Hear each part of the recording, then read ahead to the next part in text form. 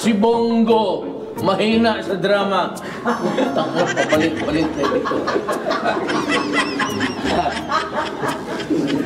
Magandang araw muli sa ating lahat. Naritong muli ang nakakatawang eksena ng dating Pangulong Rodrigo Duterte na talaga namang sasabog ang iyong tiyan sa kakatawa. Kaya ihanda nyo na ang inyong sarili sa mga video clips na ipapakita ko. Ma'am, maganda Mr. Duterte. Yes, ma'am. You ever overheard on a certain incident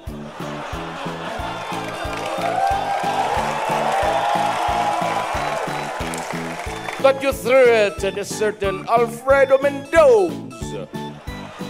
Kala mo na sa simbahan ka, nag-e-echo eh. Alfredo Mendoza. And what is really reprehensible is that 2 days after you threatened Mendoza, he was found dead with a gunshot wound in the head. What the hell is happening to your city? So, ambot.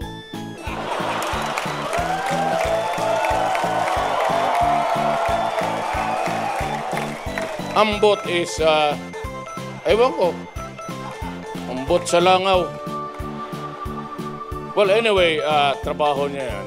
And I said, ma'am, if you have the goods on me, if you think that the proof would be enough to prosecute me, file the case in court.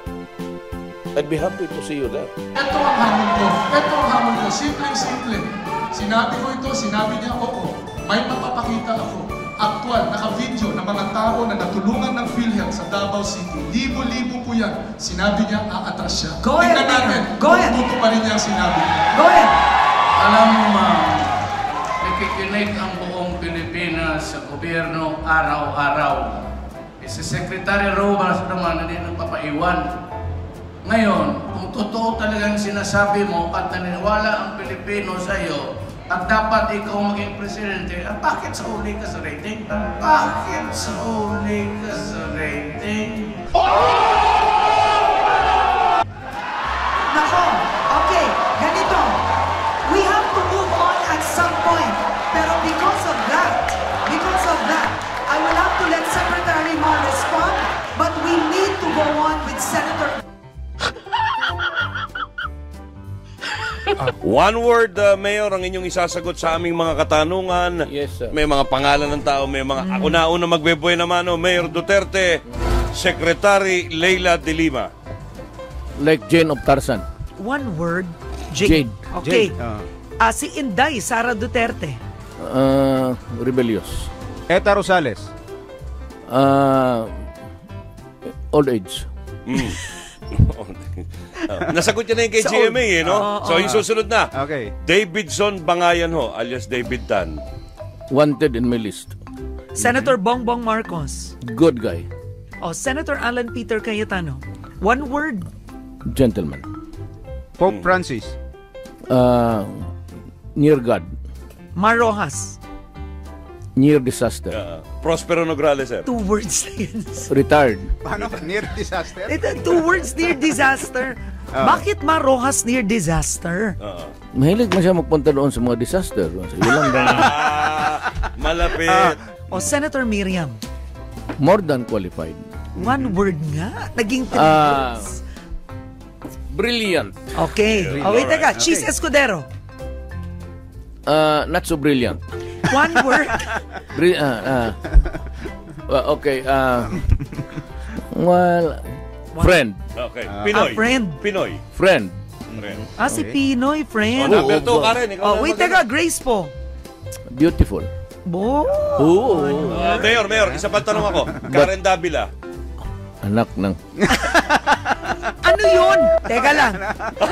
I'm taking this personally. Ano ibig sabihin? One word. If only I did not bring my wife here. Walang ganun, sir. One word. Delicious. Teka lang, alam mo, hindi ko alam kung maiinsulto ko, matatawa. Bakit ka ma-insulto? Delicious. Number 2 na Pwede namang smart. Ayaw niya eh. Ayaw niya ng smart eh. Ayaw niya. Sige, biro lang to ha. Alam naman ng Pilipinas. Number 2 na. Alam ng Pilipinas, smart ka. Okay. Ang paborito kong sasagutin mo lang. Yan. Ang paborito kong almusal.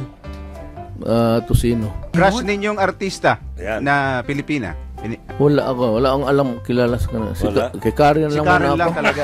Karen na lang muna. Diyan na lang.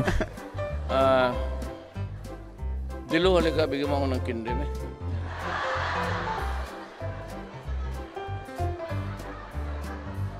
Nakagat ko ang ano kaya, ha?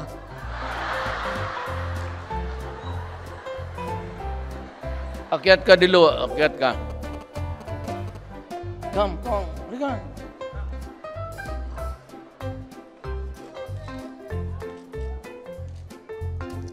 Si Sofia. At police aid ko siya. Police to. Oh.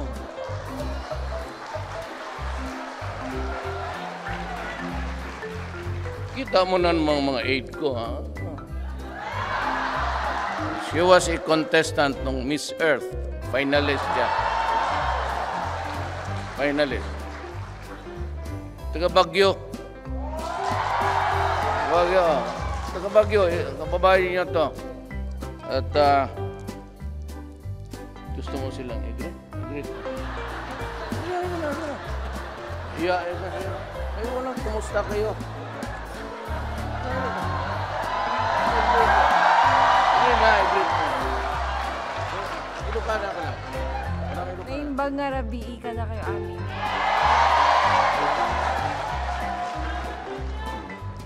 Gusto pa ninyo ng isang maganda? Oo. Sana yung yawa na wala ba?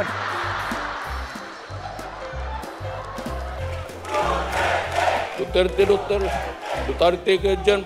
Puta, bantay ka. Unang kayo. Ako lang ho ang Bisaya na naging mayor sa Davao in the entire 78 years. Hindi na nanalo ang Bisaya doon. Kasi wala naman siyang ginawa, pwede mag-inom. Ito man naman taga Davao, hindi naman ito taga Davao. Tignan mo. Ba't ka nandito? Nag-hold up kayo?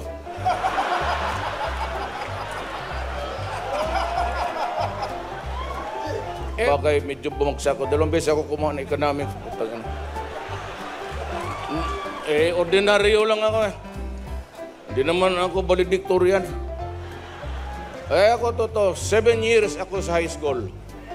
Kayo dito, hindi pa kayo nakatapos, no? Wala kayo ginawa ko na mag-inom, pati putang.